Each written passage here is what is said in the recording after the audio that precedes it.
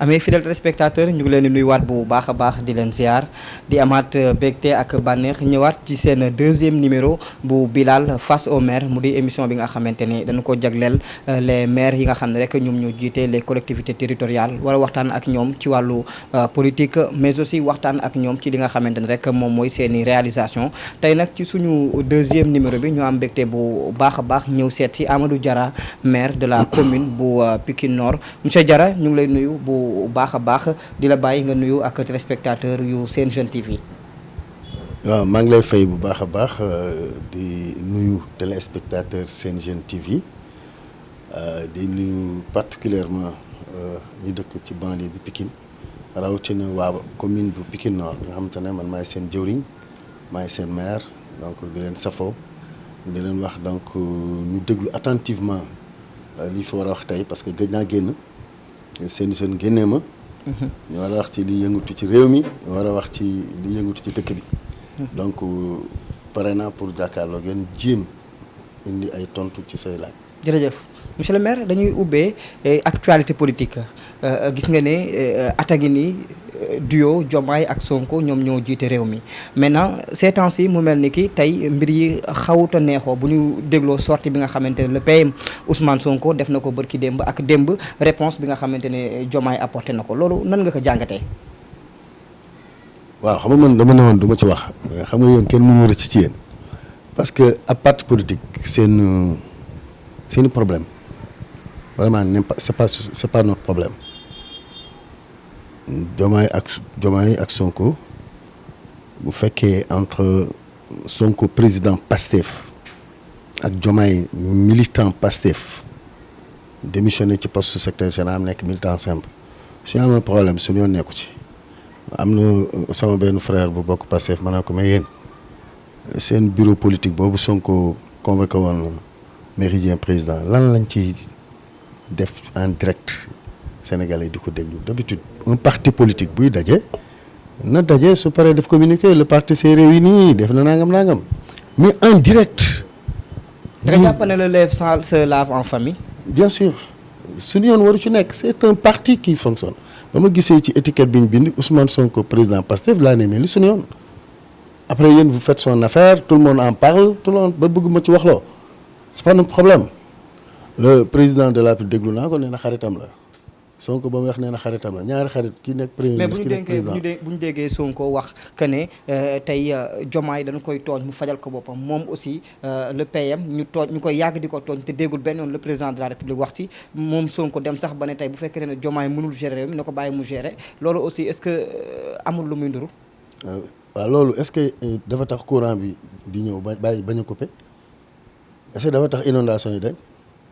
seen problème la ñoom ñaar bu ko réglé wul problème am ñoom ñaar a tànnante wóolante Sonko taxaw jaañu ko ne moo gën bu ci génne nag na ci génn son problème na Sénégal yi observé maa ngi dégg ay responsable Pastef yu mel ni borom làmmiñ bu réy boobu comment il s'appelle encore. Dame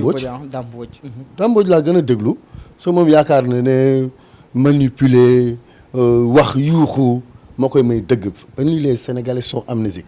naan woy dara jotu ci amul problème Sonko wax clairement que lañ waxoon Cap Manuel jëlaat naa ko seede indi El Malick teg ko wax nañ ko ci suuf wax ko ci bureau restreint yéen a ngi ni toog moo tax ma siiwal ko kon kay y a problème donc quand un Dame Mbodj ose dire regardez les Sénégalais ose dire les yeux dans les yeux di naan gémmiñam bi naan y a pas de problème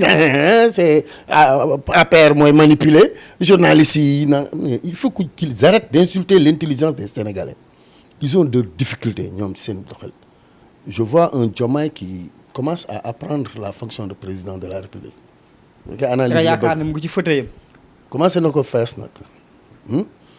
parce que ba muy dajeek comme moom amul parti politique amul bureau politique mënul woon woote méridien pour woo staff politique bi pour tontu mais président la dénkoon assise nationale yi benn commission nee na indi leen commission bi indi rapport mu wax ci rapport yi waxaale soxlaam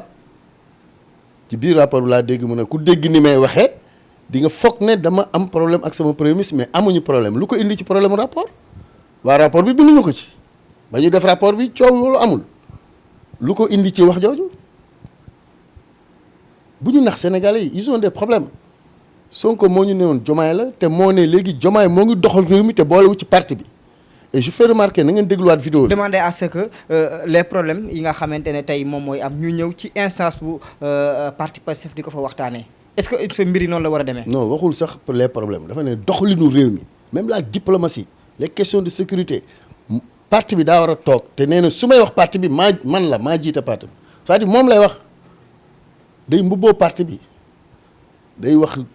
boolewu ci leaderu parti bi leaderu parti bi kan la ciy jël du ci jël fukk du ci jël téeméer ñoom macha allah parti bu ngan lañ yor am nañ 4000 cadres xanaa du 4000 yëpp ay toog ñan la ciy indi donc bu day mbubboo parti bi qui est son arme contre Diomaye je crois que Diomaye faalewul loolu xam na ne moom il dirige un pays Ousmane Sonko dirige un parti et que fonction constitutionnelle yi ko jox ça n'a rien à voir avec le parti wax na ko ci waxam nee na c'est un honneur ma jiite waaye sama charge ak sama responsabilité présidentielle dama koy doxal c'est là où j'ai apprécié un Diomaye qui commence à être très mûr et mature boo gisee ni muy waxee sax da nga gis ne kii amul trac am na ree bu sew bu muy ree noonu ci ba muy tontu naan fas yéene naa cee nekk te duma ci jóg ça c'est une autorité qui montre fas yéene naa cee nekk te duma ci jóg kooku kan la waxal ki waxoon ne le pays manque d'autorité moo koy wan sama autorité PM lay waxal mais bien sûr yow yaa ba nga ubbi wax ji da nga ne tontu Diomaye ci li Sonko wax nga may laajaat nag leneen ne bul ma jaxasee ak askan mi yow xam nga ne moom lay waxal man xam naa ko alors moom moo ko indi ci débat rapport commission dialogue national mais li mu ko tontu foofu c'est l'autorité bi Sonko wax ne il manque d'autorité en fait Sénégal autorité moo fi manqué wan na ko ne man dinaa jël samay responsabilité wan na ko ne du ma ci jóg te képp ku nekk ci loolu maa ngi la ciy woo ku ci nekkul woowu ma la c'est ça en réalité li loolu la wax fii ma toog Sénégalais yi fal ma nekk ci seen souffrance et loolu su ko Diomaye doxalee Sénégalais yi dinañ ko gën a naw su doxalee parti comme ni ko Sonko waxee je crois que Sonko se trompe de période et de vision Ousmane Sonko est parti en Chine man ba muy dem laa ne dictature lay jàngi. lu la nga wax ko. parce que c'est le pays de référence en dictature puisque dictature encagoulée masquée c'est la Chine la Chine c'est le parti État tous les kàngam yi nekk ci État bi camarades de parti lañ tous les ministres considèrent le président de Chine comme un roi discipliné bi ñëw sax duñ siggi peuple présidentiel bi dañ leen di vénérer presque mu jóge fi dem foofu le plus grand pays au monde bi mu déplacé wu jëm à part les Burkina Faso ou c'est dans la dictature militaire voilà fan la dem en dehors d'Afrique Chine lan la fay wuti man jàppoon na en dehors de la diplomatie en dehors de la coopération li mu fa jàngi sur le plan politique mooy comment vous faites pour pérenniser votre parti au pouvoir nan ngeen fexe ba seen dictature bi kenn waxu ci àdduna bi kenn waxu ci Chine mooy doxal Amérique du ko wax nooy doxale élection Chine ngay dégg rek parce que benn parti la et il ose Ousmane Sonko dire aux Sénégalais affaire bi parti état la nguur gi parti bee ko moom mais c'est pas vrai. est-ce que jàppoon nag aussi day wane autorité bi nga xamante ne moom en tant que le président de Pastef am na ko.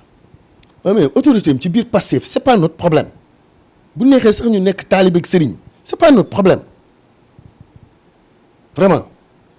mais dire parti état te loolu la gëm ko ci biir subconscient am gëm ne une fois parti bi xeex ba toog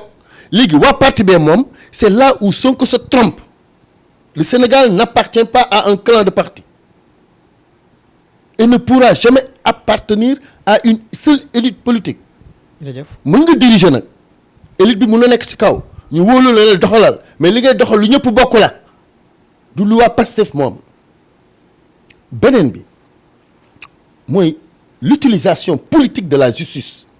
c'est là où je suis désolé. la justice, l'arrestation des chroniqueurs, le cas Badara Gadiaga, des politiciens, des hommes d'affaires, justice bi ni muy doxee actuellement nii kuy waxal dëgg rek xam ne c'est pire que ñoom li ñu doon xas Macky Sall. Ousmane Sonko moo doon wax opposition bi ay tàppale. da nga jàpp ne impartialité amul ci wàllu justice bi. opposition bi ils n'ont qu'à raser les murs bu leen kenn dégg ok opposition bi jàppoon ne il faut lui donner un temps de grâce bàyyi ko mu doxal mun na leen mboqat ngeen tàppat ngeen waru leen wax gars yi dem assemblée ay parlementaires di wax mu ne taisez-vous. Vous rappelez son discours, sa réponse à Abdou Karim Sall, un député qui répond, il lui dit tais-toi. Amoo loo wax comment un député moom mu nekkoon fi plus forest 48 000 voix Pape Djibril Fall sax moo ko ëppoon voix ci première participation ba Sonko di door di dem assemblée di lëmbe moom kese te kenn newu ko tais-toi 48 000 voix la amoon Pape Djibril Fall ba muy am plus forest 52 000 voix la am moo ko ëpp dayoo moom mu ne tey ñi amul doole bu ñu wax te ba mu amee doole moo ngi doon mayul lu ñu jàmm ba ñu xam ko muy xeeb ñii parce que amuñu doole tey comme ñi fi nekkoon doon xeebee boobu amul doole mais da ngay ñàkk doole di dem ñu lay xeeb ngay dem ba am doole moom bu ñu ko teroon wax tey du egsi fi donc Sonko na xam ne li mu doon wax Sénégalais en termes de gouvernance démocratique su ko bëggee dindi yaakaar ne dina mën a imposer un parti unique ku wax mu tëj silence tout le monde pense unique ça ne peut pas réussir ici au Sénégal kenn mënu ko ci naw man du ma ko ci naw man fi ma ko nawee fenn rek la mooy yàlla may na ko mu jiite nekk xale bu ndaw am ñu ko gëm ci parti ba mu am mbooloo wut réew résister am ko loolu vraiment je le félicite là-dessus. parce que am na chantier politique am na projet politique am moo xam manipuler la dem moo am désinformation la dem moo xam ay saaga ay sëriñ saaga ay autorité saaga ay militaire def na ay fexem daal ba toog ci siège bi waaye nam doon def ba toog ci du nangu kenn def ko loolu nag laa mënul nangu gars yi dinañ ko saaga dinañ ko xas dinañ ko wilipande dinañ critiquer sa politique mu na tëj ñëpp te ubbil ñëpp place man na ma wutal dinaa ñëw mu tëj ma parce que dinaa ko wax li muy bañ a dégg tant que moo ngi taxaw ci poste premier ministre ou président de la République dinañ ko wax li ñu ko war a wax parce que mënuñu continuer Sénégalais bi nga leen di nax pendant des années 10 ans ñu jox la nga continuer di leen nax qu'est-ce qu'ils ont fait 100 milliards nga leb ko ci pays en moins de 15 mois aucune réalisation nga ne kenn du ko wax alors que Macky Sall c'est à peu près pour 2 mandats loolu la leb nga ne kenn du ko wax tu prends nos 5 milliards ba muy juróom nga jël ko jox ko waa Pastef parce que xeex nañ ba dugg kaso justice indemnisé wu leen. justice atte wu leen. ñu dàmp leen. nga dàmp leen yow ci xaalisu Sénégal te nga am sa salaire toog ci. da nga jàpp ne du yoon. mais attends loolu waroo ma ko laaj Bilal. non allez-y. non maanaam jël xaalisu Sénégal. jox ko say militants nga ma nax yoon la. c'est du vol sàcc la benn assemblée voté wu ko bañ koy dugal ci loi de finances rectificative bi veillu fin d'année 30 décembre ils ont dit sans débat ils n'ont pas permis aux députés de l'opposition de poser cette question mais na jël caisse noire am poste premier ministre moo ko may yàlla Sénégalais yi jox ko na ko jël séddale ku koy wax dara na jël salaire am ku koy wax dara Diomaye na jël caisse politique am fonds politique am bi ñu waxoon dafa arabe comme leew na léegi na ci jël mu jox ay militants mais nga bàyyi fi sa caisse noire bàyyi fi sa salaire dem jël ci sunu xaalis 5 milliards ba pare lewal ko ci loi de finances rectificative dina ci rendre compte moom ak ministre yi ci jox 5 ans lay doon 10 ans lay doon ils vont rendre compte de la gestion des 5 milliards yi ñu jox. parce que victime Bilal je termine. victime même bu fekkoon guerre nga dem xare bu fekkoon dañuy taal Sénégal nga ñëw jaay sa bopp ba sauver pour ñu wax la justice pour ñu wax la de victime nga c'est la justice moo war a wax victime nga. ñooñu justice attewu leen ba wax ne victime la kon loo leen jox ci xaalisu réew mi détournement la. monsieur le maire ñu des ba tey ci wàllu politique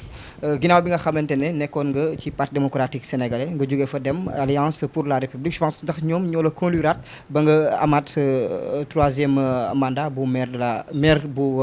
commune bu Pikine Nord est-ce que mën nañu jàpp ba tey que ne yaa ngi ci biir alliance pour la république. mais bien sûr moi je rappelle une parenthèse. PDS dañ maa dàq mooy sama parti xol mais ñu bari jàpp ne yow voilà de votre propre chef yow yaa génn ci parti démocratique sénégalais dem fekk ci Macky Sall bi jàpp ne Macky Sall moom moo la woo. bon xaw ma ban nga ci wax Macky Sall moom moo wala maa dem. waaw ñu bëri dañu jàpp ne yow da nga dem fekk ji Macky Sall. ba pare ne ma kay ma woo. bon ma wax la ci sa émission bi. votre propre version voilà allez-y. alors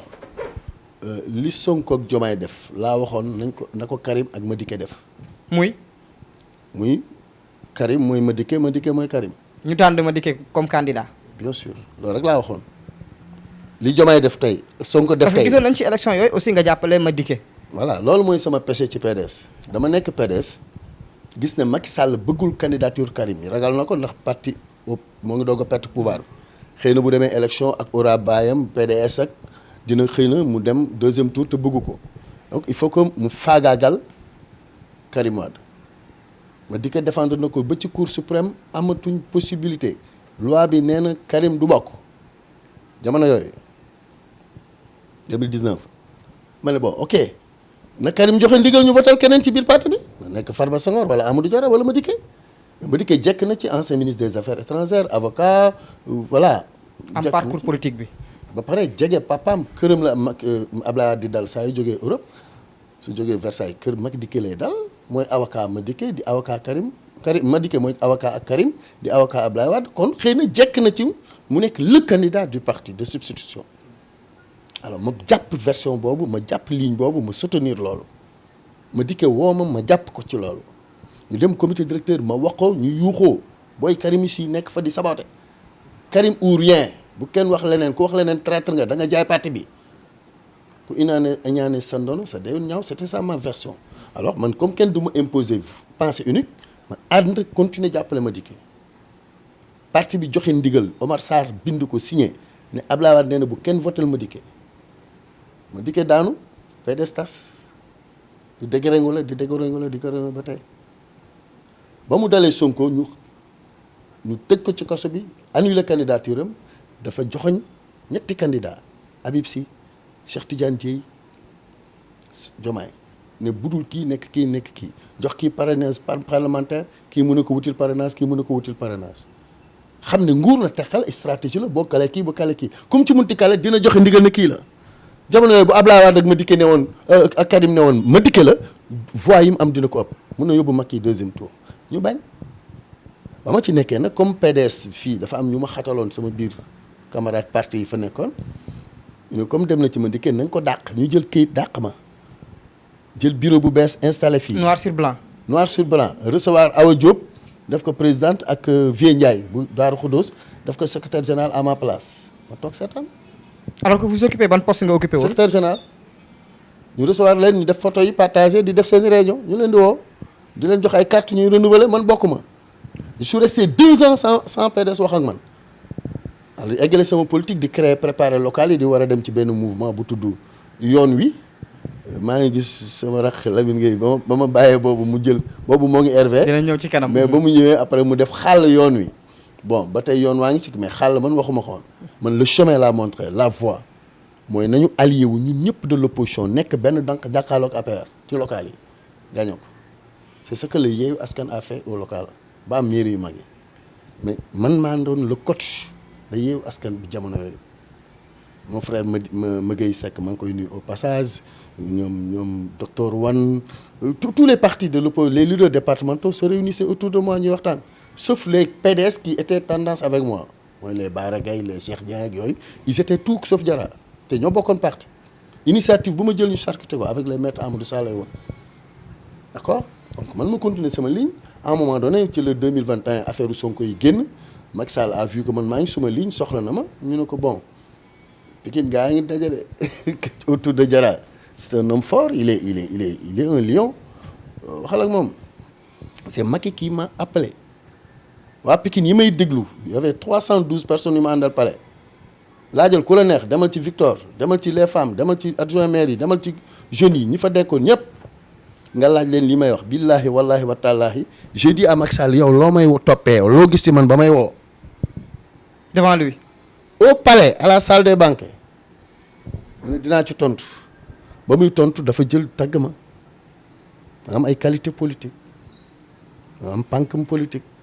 da nga social da ngay fàtte si bopp di dimbali nit ñi ku la am wut ku la amul wuti la moo tax ma soxla la di daw ci yow 9 ans Macky 2012 la toog 13 14 15 16 17 18 19 20 21 may doog a ànd ak moom le 11 mai xaw ma le 10 mai. lan moo tax boobu léegi kon man bi mu lay yàgg a topp àndoo ak moom nga. mais parce que maa ngi ci sama parti dàqaguma mais sama parti ñoo ma dàq amatuma parti te un homme politique qui n'a pas de parti il est facile à détruire il fallait nga am foo wéeru benn alliance boo dem wala parti boo dem le temps que may créer alliance bi Macky Sall woo ma dem ci moom jaay ko intérêt commune bi. pour yow lan moo nekkoon intérêt commune bi. mooy projet yi commune bi am les grands projets de Pikine Nord centre commercial 8 étages GIE Cheikh Omar Foutiyou Tall maison de la femme maison de la jeunesse manège maison des handicapés maison du 3e âge centre informatique école élémentaire commissariat de police préfecture ak sous-préfecture ci benn bâtiment les jeunes de Pikine Nord am seen siège les femmes de Pikine Nord am seen siège AS Pikine am siège am ci benn 4 hectares jox ma ko mu jox ma ko su chantier yi su demagul ci 15 mois yi nguur gu bees yi moo ko tàddeel ma koy wax nag booy passé fi nekk Pikine Nord yi di lappi naan way yi mu waxoon anamu nañ ko laaj Diomaye ak Sonko ak seen direction des impôts et domaines. lan nga jàpp ne loolu mooy blocage bi. doom la. ils ont fait ce que APR avait fait ba ma nekkee PDS. sëkk nañ ko ba pare ba avancé ay ñax la woon sëkk nañ ko ba avancé les études fay nañ presque 9 millions ci étude assainissement ba ONAS validé ko gos boobu ñëw fii nekkoon fii directeur ONAS Cheikh Dieng. docteur Cheikh Dieng waaw le plus éphémère DG il vient di ci dugal politique. di ànd ak ay boy Pastef di visiter. vous avez une dent avec le maire Cheikh Dieng ou bien. parce mais que bien sûr. la manière dont vous parlez avec lui. oui j'ai une certaine bon. mën nga si ñëw tuuti. une déception oui. Cheikh Dieng man maa ko jëli mu dugg jóge ànd jëf ñëw PDS man ak moom ak Kansou Bali Ndiaye. lan moo leen boole. j'étais le chef de cabinet de Kansou Bali non ay wor rek. maa jàpp ci loxoom ne ko je mise sur toi pour le maire de Djeddah Thiaroye Kaw. biir këram. estafam du ma weddi moom. je parle directement. maa ñëw jour boobu ba may dem moom may 10 000 ma jël carburant. ma doon dem émission. ma ne ko dinaa ñëw yëkkati sa loxo. wala nga laaj Cheikh Omar Talla jeune yi bu ñu doon daje Omar Talla laa yónni mu dem coacher leen contre Sidi Sall qui était le secrétaire général le président de la section. laajal Modou Diagne Fada je lui ai parlé de Cheikh Dieng parce que Fada était le chargé des élections du PDS. je dis misons sur Cheikh Dieng ancien directeur la dese na ay groupe de femmes il a de la popularité et j'avais raison Cheikh avait une représentativité j'ai pas menti faraluma sama waay damaa wax dëgg. ñu ànd ba mu gagné félicité ma ba muy defar liste bi man maa laajal docteur Oulimata Gueye bi nekkoon adjoint au maire maa leen boole moom it sama militante la woon. monsieur le maire sa alors ma ne ko def ko tête de liste mu proportionnel mu def ko tête de liste ñu déposé préfecture mu gagné ma gagné Baara gagné ñu war a def benn link pour jëli ville bi contre Ablaye Diop qui avait fait link avec Ndiagaña et autres pour jëli ville bi.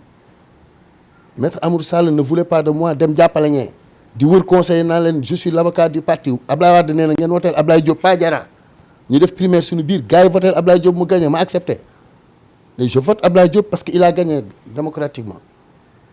ci la maire Cheikh Dieng parce que il n'a eu que 4 voix yàqal ma dana ko yow mënuma la coacher nga bëgg maire di daw sama wet mu yóbbu la présenter la parti bi présenter la Fada ñëw sa commune jàppale la ñu nekk maag yow ñu war a dem wuti face à quelqu'un nga diviser wul comme ça mu ñëw indi way docteur laa jàng naa indi ay discours di defi programme mel ni ku yor maison blanche ma ne ko c'est pas comme ça et gestion locale ak gestion des arbres des eaux et forêts yooyu c'est différent la gouvernance territoriale n'a rien à voir avec tu es docteur en environnement su fekkoon dañuy lakk këriñ wala ñuy gor matt ak affaire yooyu tu es le meilleur profil on parle de gouvernance locale te professeur laa ci. monsieur le maire alors donc pour wax la ñëwal ci sa avenir. dans boobu attends dans bi ma moom mooy fi ma jaar ak moom yëpp ba mu demee Pastef ñu fal ko directeur dafa ànd ak ay booy Pastef yu Pikine Nord ñëw sama biir commune sans m'informer. en quoi faisant. di dem ci zone ba site boobu ma la wax Macky Sall jox nañu ko di bind ay faux rapport pour que ñu bloqué ko bind le préfet qui était là Moustapha Ndiaye di attaquer le projet di attaquer le promoteur ñu tontu ko man ma tontu ko bind premier ministre bind président bind Cheikh Tidiane Dièye ne le directeur de l'ONAS li muy wax c'est pas vrai c'est des mensonges ba pare def un petit point de presse dénoncer sa gestion politique et clanique mu ànd ak ay militants parti am dugg sama commune te mu nekk ancien maire mu xam ne avec la décentralisation une autorité centrale buy ñëw dafa war a jaar ci maire foofu laa ko meree alors du ma wax sama xol bu mer ci moom moo ko waral mais l'histoire retiendra que éphémèrement il a sauté. jërëjëf monsieur le maire alors le nouveau directeur ñu ñëw validé na affaire bi on va avancer incha allah j'en appelle à la sérénité du pouvoir pour que su dee vraiment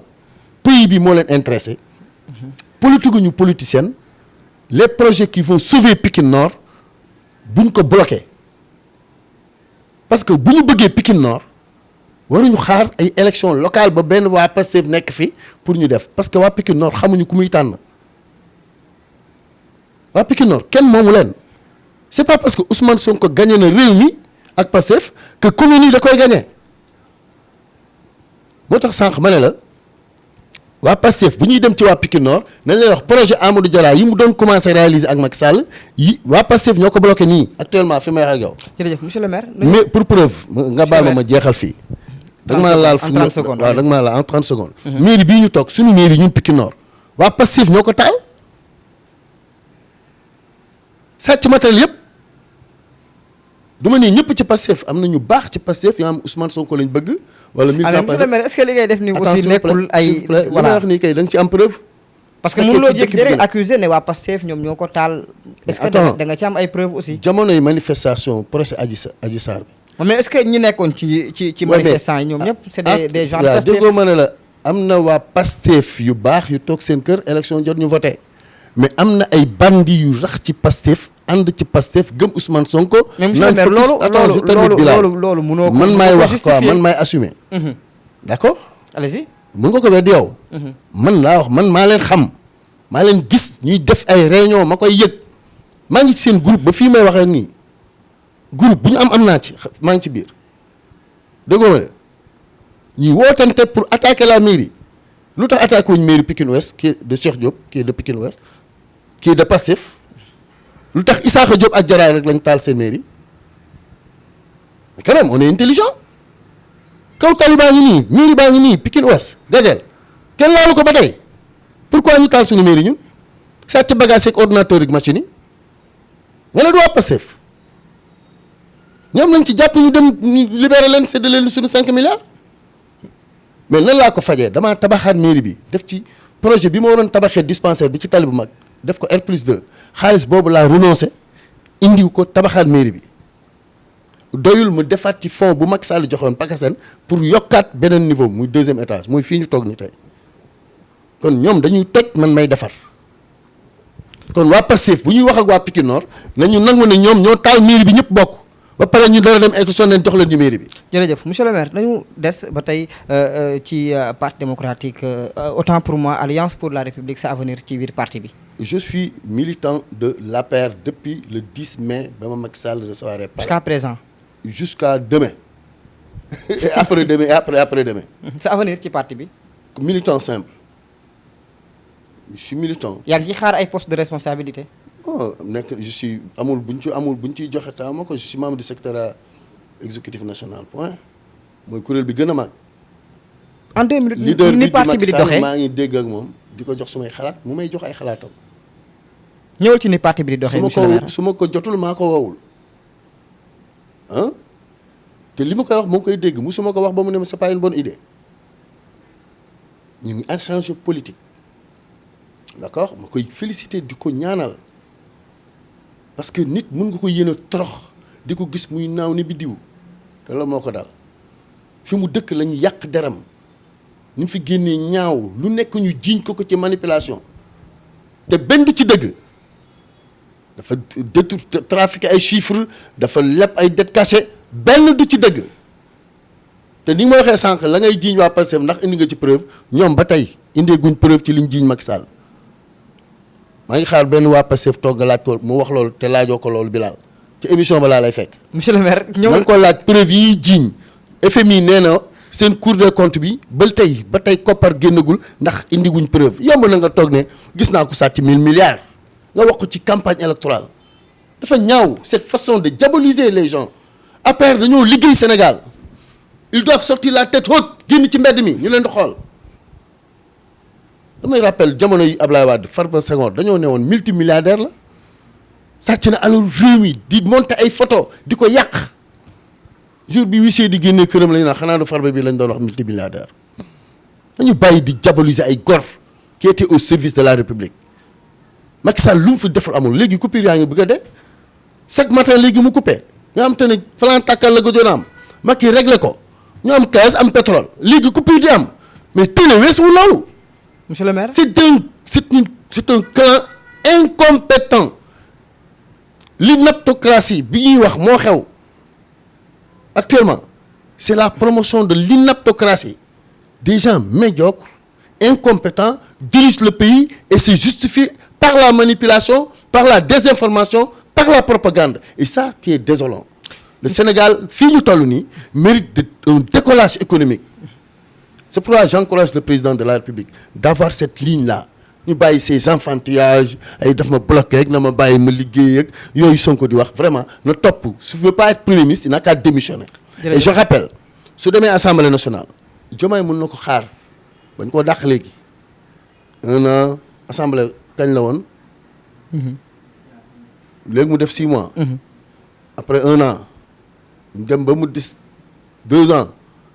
ci le président am pouvoir dissolution de l'Assemblée nationale au bout de 2 ans moo tax Diomaye day dëgg bal bi nii su waxee mu ree bàyyi ñu maslaa ba mu des 2 ans assemblée moom muy wax la koy naan demal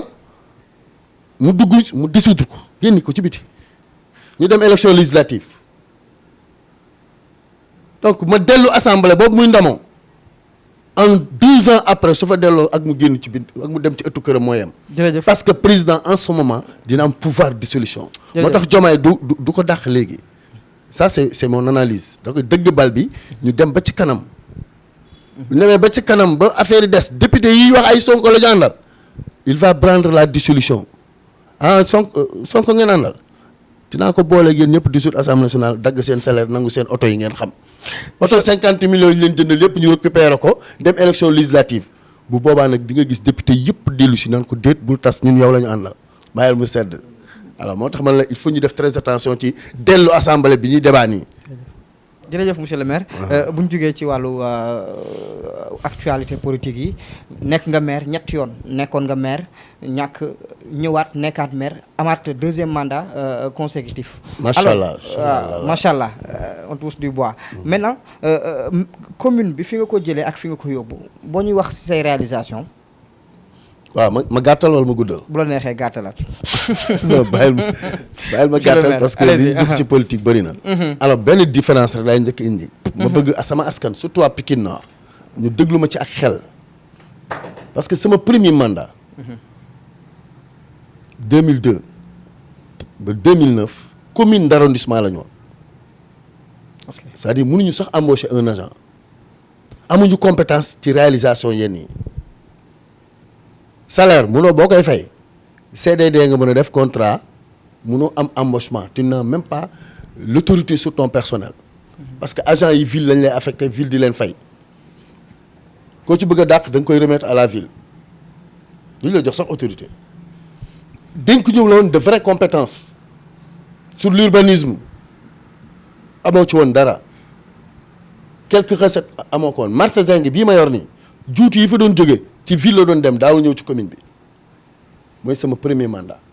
boobu c'était un maire de commune d'arrondissement presque un super chef de quartier donc ñi may tontu foofu mooy waa Pastef fii wax na loo fi defoon sama 2e mandat mooy 2014 avec l'acte 3 de la décentralisation qui est survenu en fin 2013 ñu ñëw nag am de vraies compétences ci laa ñëw commencé dérouler recruté naa 126 personnes di leen fay salaire presque lu jege 30 millions par weer. ci sa 2e mandat. ci sama 2e mandat ay doomu Pikine Nord à quelques exceptions près ay jeunes ñenn ñaa ngi nii ci sama staff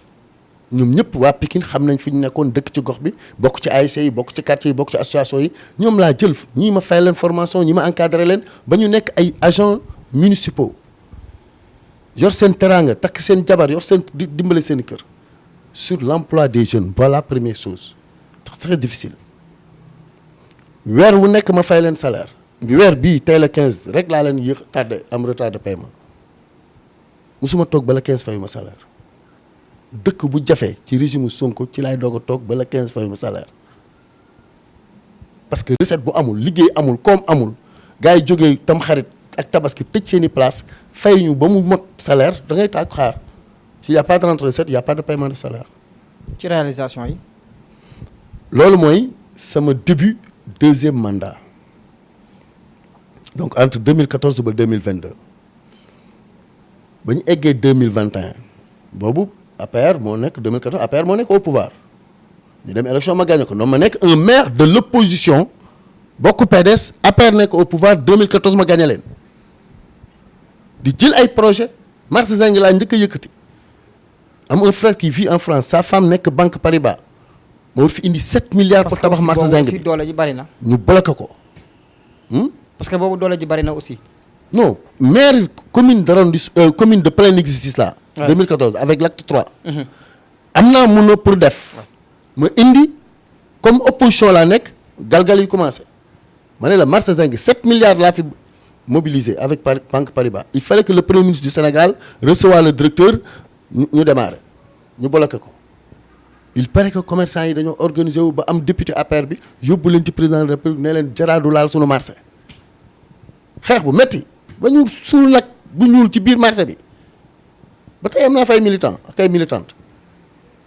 pour empêcher ma tabax le marché moderne indi fi 7 milliards ñu ne jaay na marché bi 7 milliards lekk ko man moi qui vis en location jusqu'à présent d'ailleurs sax damay déménager fan yi parce que borom kër gi nee na day tabaxaat këram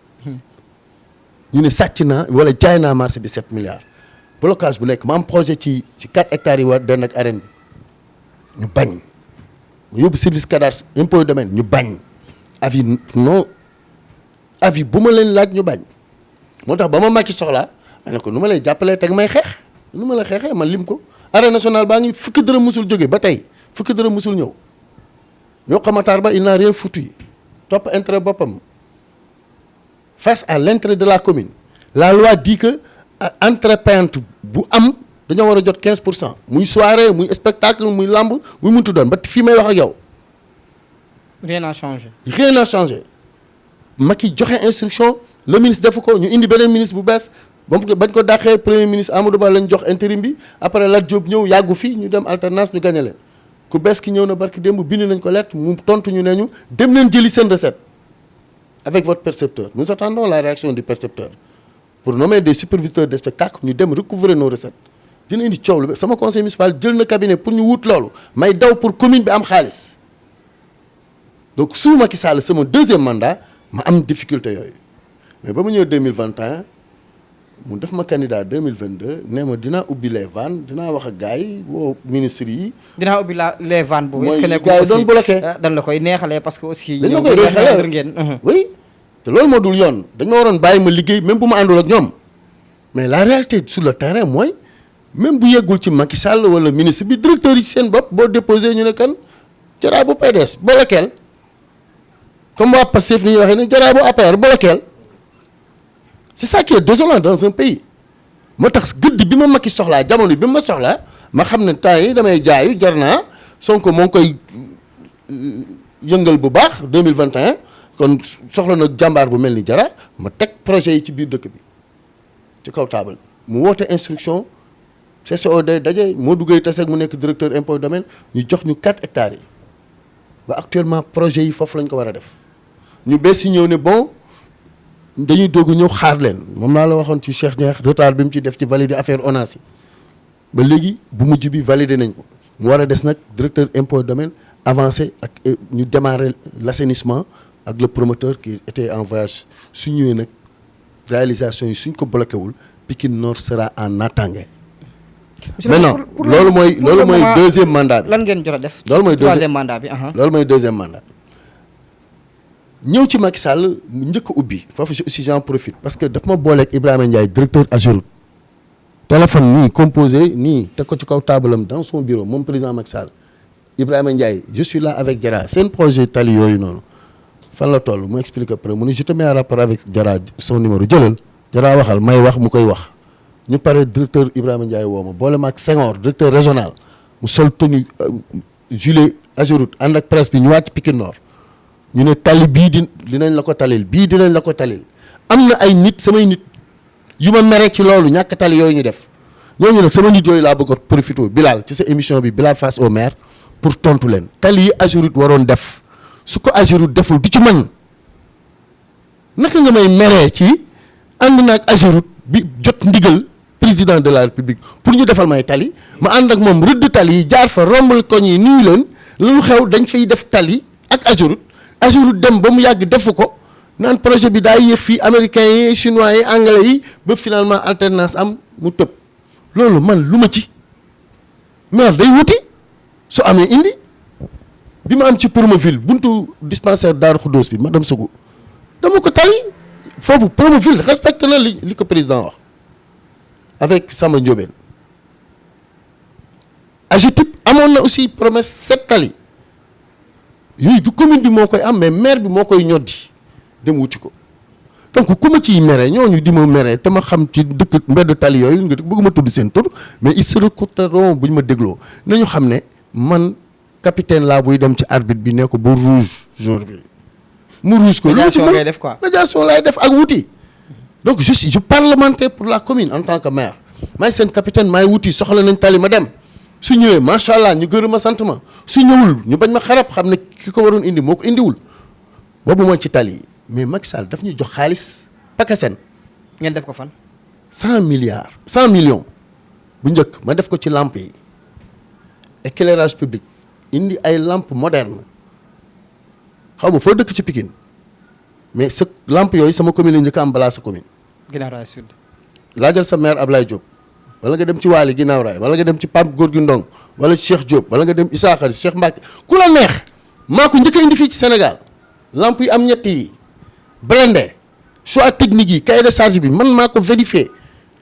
pour que mu nekk lu participer ci décor bi ba pare durable résister pour que aussi booy yi këdd poto yi muy coupé yooyu ñu bañ parce que du filament lame la mooy tàkk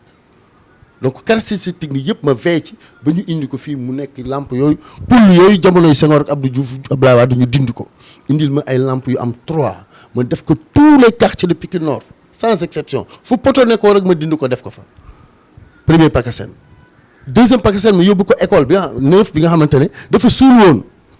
ñu tabax ko vers les années 52 56. école neuf ñu jàngee école neuf xam nañ classe yi may wax dans un sol tord mouvant qui bouge ma dëkk bâtiment bi ba muy suux mu mel ni sous-sol ma rasé ko tabax R+1 ku dugg ci biir école bi gëstu di nga gis ñetti A maanaam architecture bi dañ ci def A. ça signifie. Amadou la mu dend ak madame Sougou ma réfectionné ko tabax fa benn bloc santé de la maternité jagleel ko jigéen ñi mucc léegi ci dispensaire Imam Madani bi nekk Darou Khoudoss am na poste de santé Imam Madani ñu nekk le premier imam de Darou Khoudoss xaw ma ko ci dund na ko nettali wax jaar-jaaram ma tuddee ko Cheikh Diop nekk ancien maire bëggoon poste de santé bi lool ma gis ko mu bëgg ci xolam ma tuddee ko maternité bi man maa jël sama coobare bopp proposé ko conseil municipal ñu délibéré ko ma tuddee ko Cheikh Diop waxtaan ak moom ne ko maternité bi laa lay tuddee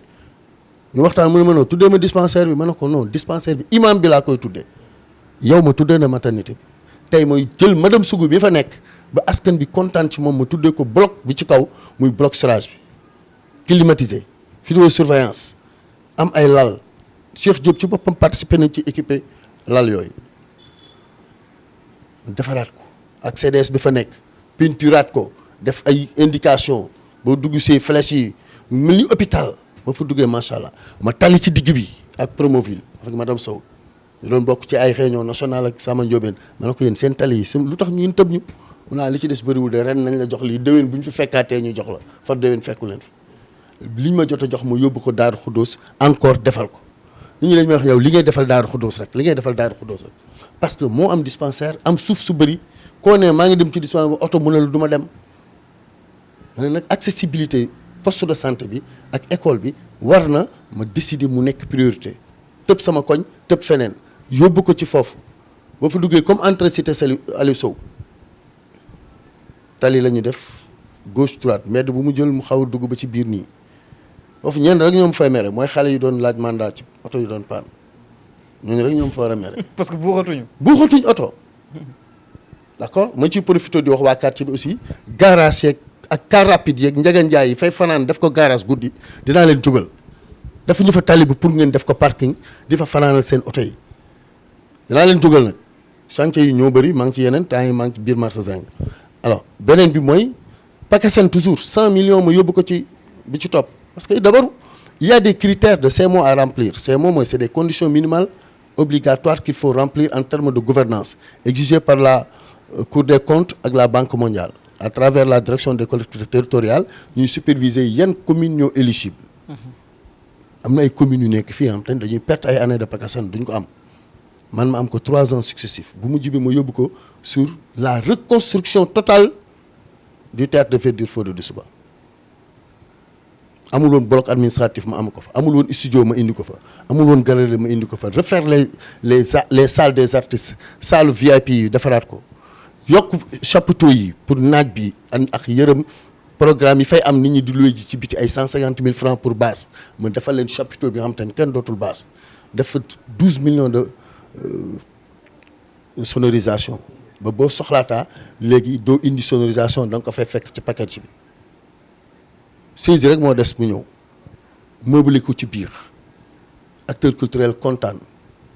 nommé fa un directeur yóbbu fa un personnel de nettoiement et de sécurité jël 2 gardiens ay sëtu Fodé Doussouba yi ñu ko tuddee dëkk ci koñ bi en face ma jël leen foofu an pour wax la ban intelligence laa am ci discrimination ba pare li ñuy wax le patrimoine immatériel bi Pikine Nord am Nongolo ñëpp xamoon ko fii ko ñu bandi ñu naan arène Nongolo ma tuddee ko une salle de réunion une salle de conférence ci biir théâtre verdure Souleymane Guissé Jules Junior ma tuddee ko la salle VIP bi autorité yi di dugg Gallo Bopp mi fi nekkoon di artiste plasticien ma tuddee ko Fada Camara ma tuddee ko galerie bi fa la Wemba nekk di def ab jodaar yi foofu Thione Seck on me parle de musique on est pikinois ma tuddee ko studio Thione Seck dugal fa matériel de studio estimé à non lépp 12 millions la sonorisation bi ak matériel studio bi mooy marché bi c'est 12 millions mais il ne dépense pas 12 millions parce que da ngay tase ak benn opposant mu ne la lii est-ce que 12 millions la bu ko wàññee du mot 12 millions dina mot 9 wala 8,50 parce que waa ji dina fay ci 12 millions yi TVA dina jël marge bénéfice am donc boo dee yàq lii motul 12 millions mais ma lay jàngal ne du ko mot marché bi global mooy 12 comme fi ma nee 100 millions waa ji dafa def 100 millions 84 millions la ciy def parce que c'est le moins 10 ans mu des vrai 7 à 11 millions mu jënd ko équipement tegaat foofu muy beneen marché donc bu ñuy wax brique bi ak le marché de l'enveloppe ci le maire di wax 100 millions 15 millions 12 millions mais l'exécution c'est inférieur à ça yow boo gañoon marché bi 100 millions da nga ngay jël ciment ak suuf ak béton ak tabax 100 millions ba pare ñu fay la 100 millions nga dem loo fa doon def ko sa njaboot dina ne 100 millions loo fa gañ nga ne dara déedéet bu ñu la nee 100 millions marché bu ñu la ko joxee marché 100 millions jàppal na yow di nga ci lekk 5 xam nga li ma la wax ci ñi xam quoi ñi xamul nag bu la neexee ñu yàq dara. donc wax naa la madame Sougou dispensaire ba li ma tabaxaat ci kaw réfectionné ko école ba wax naa la ko la ca biir buntu ba tali ba wax naa la ko lamp yi leeral dëkk bi participer ci sécurité bi ba mag ñi doon jóg guddi ñu doon ñëw ñu ne la du ma dugg ci quartier bi lëndëm na wala bàyyil ma fanaan foofu daa lëndëm yooyu jeex na. wala jóg fajar jëm ca jàkka ja ñu may agressé yooyu jeex na. jërëjëf loolu lamp yi la moo ko leeral muy sécurité ak décor urbain muy santé li ma def ci dispensaire boobu bokkul ak 5 millions yi may def ci santé dans le cadre du TCA di challenge initiative muy projet bu Bill Gates indi ci Pikine man maay président projet bi 7 communes yëpp at bu jot je suis la seule commune qui met 5 millions ren tamit defaat naa ko d'accord donc demal ci école Baba Gagné maa ngi fay tabaxaat ay classes. bokkul ak école 9 boobu ma la waxoon demal à côté du théâtre de verdure benn complexe sportif laa fay tabax tuddee ko Mathurin Sagna kii fii agent municipal ancien dirigeant de ASC Yeewu et de la zone 1 nekkoon suma nit nekkoon ci milieu sport moom laa tuddee complexe sportif boobu en collaboration avec XBET kooku la ma fay def mooy mini foot gazon synthétique ak ay projecteurs ñuy football ba 2 heures du matin la ma fay def ci biir ba tey mooy terrain de basket. jërëjëf monsieur le maire waxtu wi tënk nañu. may ma ñaari minutes. allez-y Bilal. la ma fay def mooy day am ay gradins mini foot yu bëri demal da ngay gis ñu def benn ay grillage nii rek def terrain ak camp bii day am ay gradins ngay toog di seetaan équipe bi dañu am versaire ñëw sumeeku ci biir yow nii boo jógee émission bi mun nga dem terrain wàcc sa oto wala sa moto génnee say godaas sol sumeeku ci biir. boo footballoo ba pare sanguwaat tugg ubbi sa versaire jël sa yére dem fekk defal nga sa yaram am buvette dina am yeneen salle comme boulimie yooyu alimentation boo bëggee naan voilà donc lu moderne laa fay def nga ñëw nag ci mairie bi ba ma waxee waa Pastef bañ ko écrasé événement émeute yooyu ñu yàq mairie ba mu jeex tàkk ak mairie Djiddah Thiaroye Kaw mairie Pikine Est mairie yu bokkul Pastef yëpp ñu yàq ko dama jël 71 millions defaraat ko 71 millions yi daf ma yàqal li ma waroon def ci dispensaire bële tabax toj ko tabaxaat ko démb laa jot réponse sous-préfet pour que la commission de la protection civile dem ci dispensaire ba constater le péril defal ma certificat de péril ma toj ko tabaxaat ko ci 2025 bii commission boobu moo ma tàddeel j'ai dans le budget 45 millions disponibles pour tabax loolu pour première année bi parce que ça va être un projet programme en 2 ans ou 3 ans ñu koy fay mais dañ koy toj parce que ça menace ruine donc waa Pastef yi bëggoon sama tontu naan Jara lu mu fi def ci ñetti mandat yi mu am bu fekkee ne amu leen jot di génn di wër li ma fi def maa ngi leen digal ngeen seetaan seen jeune émission Bilal face au maire di ngeen dégg samay réalisation boo leen ci bëggee werante soo leen amee jot dem leen doxantu école Darou Khoudoss dispensaire ba théâtre de verdure ba école Baba Gange dikk leen ba ci mairie bi ñu ubbi leen bureau maire ubbi leen salle de conférence yi ci kaw ubbi leen salle de conférence et de séminaire bi ci suuf ubbi leen équipement yi fa nekk dem leen à côté mini foot bi dem leen ci tali yi mu fa def di ngeen gis ak seen bët weddi gis bokku ci. donc nañu bàyyi di manipuler ci kaw ba jël palais manipuler ba jël assemblée manipuler ba jël mairie bi nag moo leen di të bàyyi leen manipuler naka ngay doonee responsable dëkk Pikine Nord Bilal nga ne Jaraal defu fi tus. nga jàpp ne say adversaire ñoo koy wax. mais damay déglu seen émission Amadou Jara defu fi dara bañ ko falee ñetti mandat defu fi dara yii ma la wax du dara yaa ngi may dagg nii fàtte naa marché Zeng def naa fa 20 millions assainissement bi ci suuf maanaam bu daan taw marché Zeng kenn du liggéey dañuy toj seen tànk yi nii ci kaw grand jël nga ma commerçant yi nii lañ doon def ci suuf yëpp ñuy cotiser di ko jooy ñu ñëw ci man ma ne leen dakk na jël leen seen cotisation séddoowaat leen ko indi fa promoteur yi def fa 20 millions ci suuf léegi buy tawati ndox mi ci suuf lay jaar ñu continuer seen jaay mercredi kañ la suba marché Zeng mbaaru yàpp bi nga xamante ne da doon waaj a daane naa ko ñoo ngi monter charpente bi feneen dañ koy yàpp ci ay oto monter ko suba mercredi 16 juillet 2025 tey la mardi 15 juillet 2025 suba mercredi 16 juillet 2025 ci la ñuy monter charpente marché jën bu bees defaat ci ay zinc yu bees tàq ba marché jën mu defaat 50 ans buñ ko rénové wul dootuñu tiit parce que ay bant la woon te léegi ay fer laa ci def yaa ngi may dagg te yaa xool émission bilan waxuma la ci bourse yi du tolloog 3500 jeunes beneen yoon dina am monsieur le maire. bon léegi allez-y. ma bañ a en 2 minutes. ma ñëw ci social man maire social la ñu wax wala maire Baye Fall. te waxaguma ci social. je suis le premier maire social du Sénégal. compétition organisée par OIDP Observatoire international de la démocratie participative ñetti édition bu ñu demee Grand Théâtre man maay pay benn bi maire Louga topp ci Isaaxa topp ci Pikine Est beneen bi man ak xaw ma maire ban dëkk ci biir Sénégal ba ci sur le plan international Rio de Janeiro Brésil 40 finalistes les meilleurs maires en termes de gouvernance sociale lañ doon woo Sénégal 557 communes man la ñu woo ma dem Rio de Janeiro dafa fukki fan ak juróom Brésil 40 maires lañ fa doon distingué Sénégal maire yëpp a ngi fii sa maire Abdoulaye Diop demul. non parce que distingué aussi monsieur le maire. non dama lay tooñ rek moom sama grand la. maa ko fi nekkal sama waay la.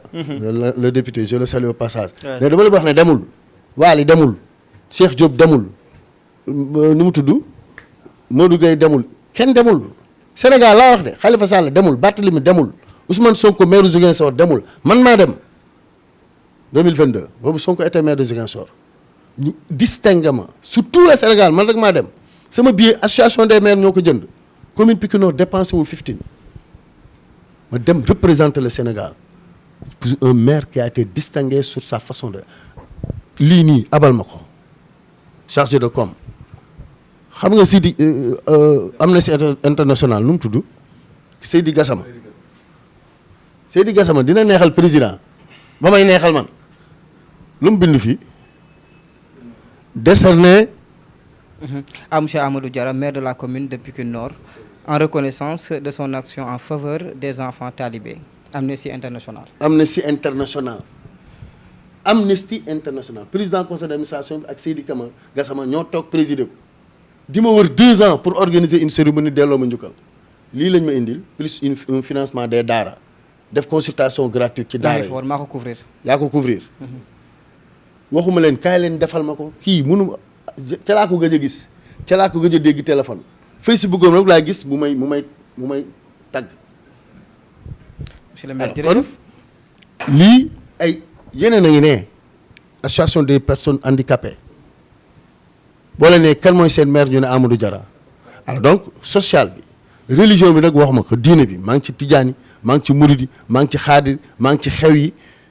man maay maire Baye Fall xam nga Bilal dama dégg luy maire mooy jaamu sa askan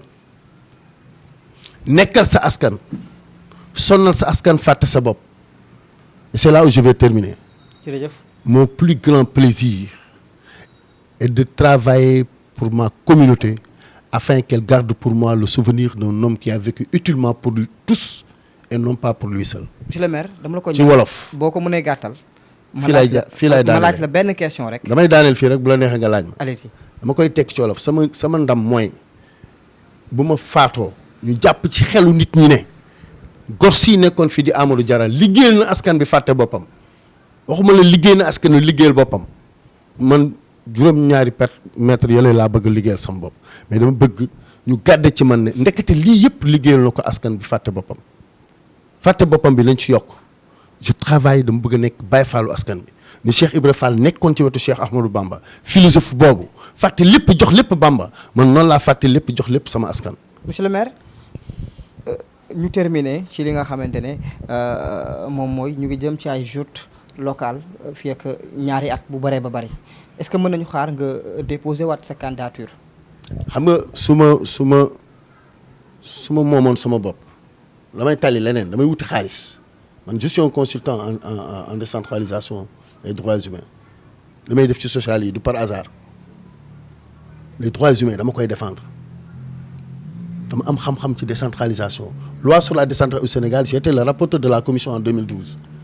dama ko def ci yeneen dëkk Burkina Faso Ghana ñu may tekkil anglais Ghana ñu koy làkk ma am consultance ñu may fay ay 7 millions may dem tukki di ñëw mairie bi moo ma téye mais bugguma loolu xam nga lu ma bëgg pare ci li may réaliser sama projet yi ma demoon dëmmi ko ci Macky Sall ba mu jox ma ko ngir yàlla na ma waa Pastef may aafiya ma terminer ko. da nga ñaanaat beneen mandat. déggoo ma xanaa nañ ma may aafiya ma terminer ko xam nga terminer ko mooy lan mooy Pikine Nord dina am centre commercial 8 étages. te loolu dañ lay joxaat mandat nga mën ko yeggale. nga mën ko yeggale parce que loolu mooy suma rêve pour que ñu garder woy boobu ci man nañu fexe ba su ma paree centre commercial bi 400 millions wala 300 millions yu fay jógee ma pavé mbedd yëpp jël tali bu mag bi xatoon ñu def ko 2 voies parce que projet Macky Sall la 2 voies la ñuy def tali bu mag bu boobaa fu ñu jëmee gars yi ma yóbbu leen ci centre commercial 8 étages ba ñu doy ku ñuy doog a jox place ñu jox la place. jërëjëf monsieur ñuy liggéey di indi xaalis 300 millions yi bu fa jógee ma jënd sama ñeenti machine pavage muy indil machine bu nekk 30 000 pavés 30 000 pavés bu ma liggéey ak ASC ak jeunes yi ci quartier yi en 10 ans ma pavé Pikine Nord ba dootoo gis pepp suuf boo génnee ci kër yi. loolu maire bu ko def looy wutati ci àdduna lii mooy sama ambition suñ ci doolee nag Pikine bi ma bëgg mu décoller muy ville bi te décoller wul essayé nañ Demba Seck décoller wul essayé nañ Daoud décoller wul Pape Sagna décoller wul Timbo décoller wul waaw man mi commencé décoller Pikine Nord da nga bëgg a déposer candidature non dama ne Pikine ñoo war a laaj sama candidature ci expérience bi ma am ci fi ma teg axe di développer Pikine Nord. li woon nañ Abdoulaye Diop mu ne candidat la ki nga xamante ne aussi moom mooy El Malick Ndiaye bu Thiaroye-sur-Mer déclaré na sa candidature yow. Isaka déclaré na dégg naa nga bëgg a déclarer sa candidature yow it. non man dama bëgg askan bi laaj sama candidature. yow doo ko laajal sa bopp. déedéet dama bëgg ñu xam ne. dama bëgg sama émission bi mu leer nga ne yow candidat nga am déet. Bilal le maire face au maire ci laay waxee ne je suis candidat à ma propre succession pour terminer les grands chantiers de Pikine Nord. Et je sollicite à ce que le régime de Pastef me laisse en paix continuer ses projets. Beneen bi,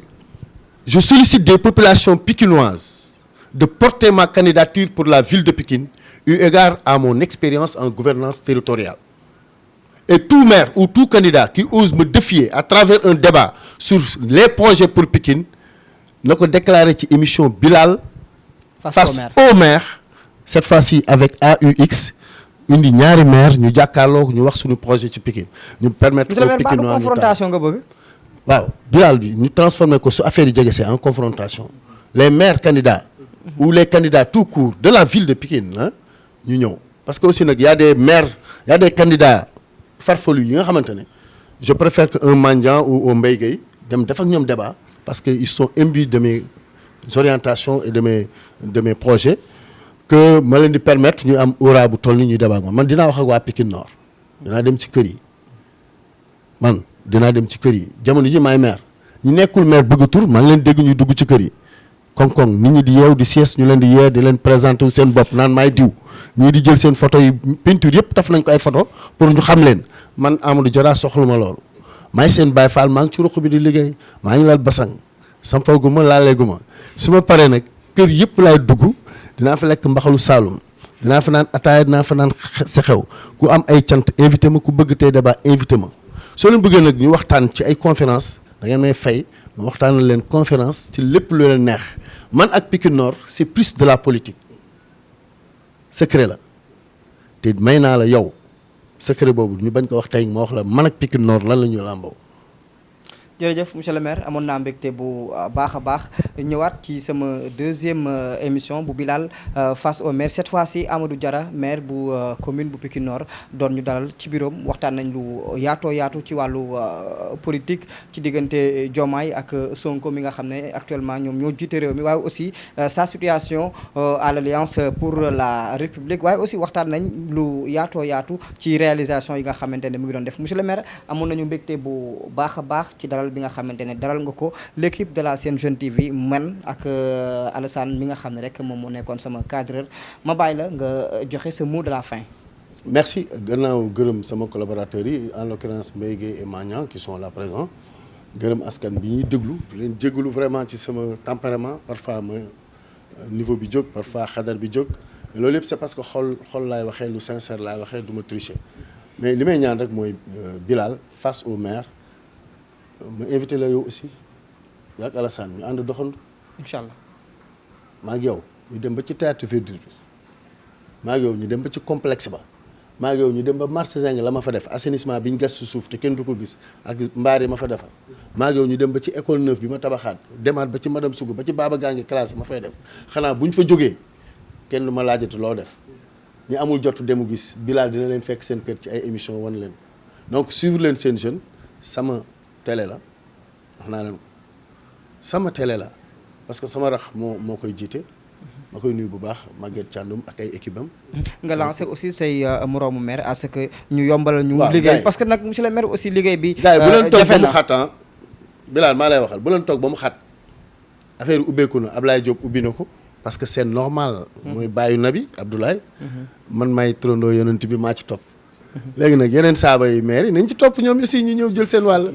asalaamaaleykum wa rahmatulah. jërëjëf en tout cas amoon naa mbégte bu baax a baax doon ànd ak Amadou Diarra maire de la commune de Pikine Nord ci sama 2e numéro Bilal face au maire di la ci gërëm bu baax a baax par rapport ak